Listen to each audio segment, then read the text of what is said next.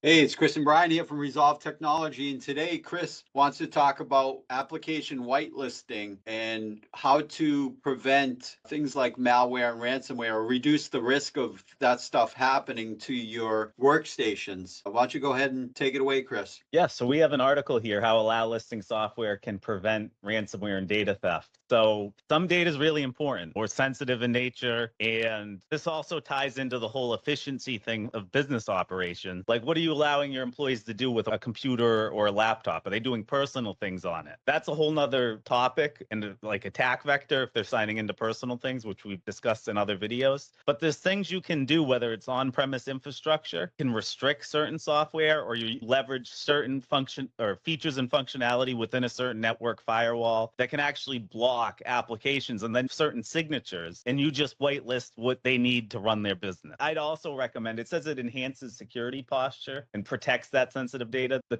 main topic of this article is prevent ransomware and data theft. There is network security that also goes into this whole concept where you want to minimize the likelihood of it traversing your entire network. So that's also something to keep in mind. Not harm reduction. What's the word you'd use for Risk reduction. There you go. Yeah.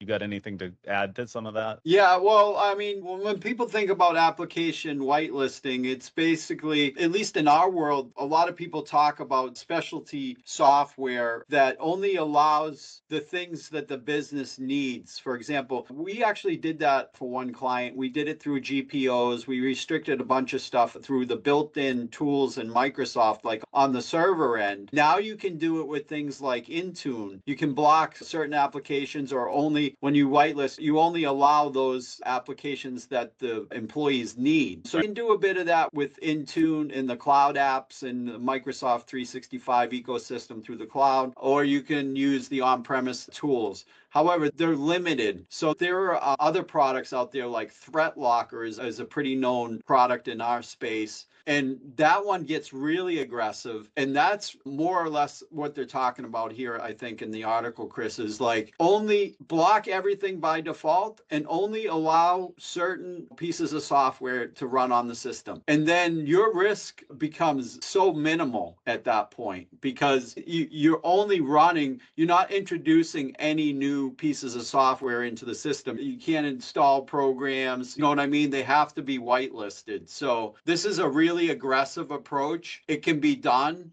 We've done it again with built-in tools.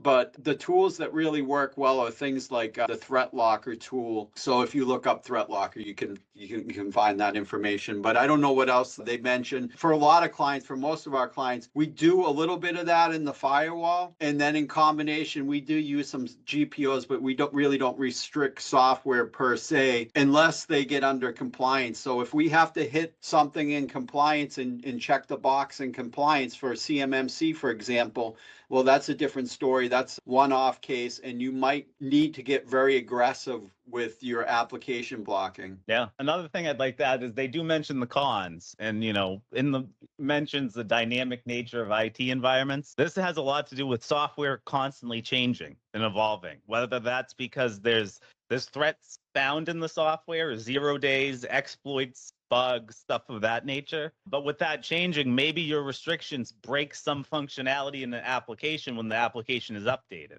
So there's some complexity with that where, your IT staff may, there's more work involved. There's more maintenance involved with maintaining that environment, which is something worth considering. Some see that as a con, but I mean, if you have an IT staff, right, it would just be your regular month-to-month maintenance. Right. So you'd want to have a large enough IT staff or be well versed on whatever application whitelisting tool you're using, so that you have templates and things like that to make things easier when you need to go whitelist something. So you're not spending too much time with it, because most people get very frustrated with this type of setup and they just scrap it because it's too time consuming. But if you do it in the right way with the right products, it can be done. All right, Chris, let's wrap it up. Thank you. All righty.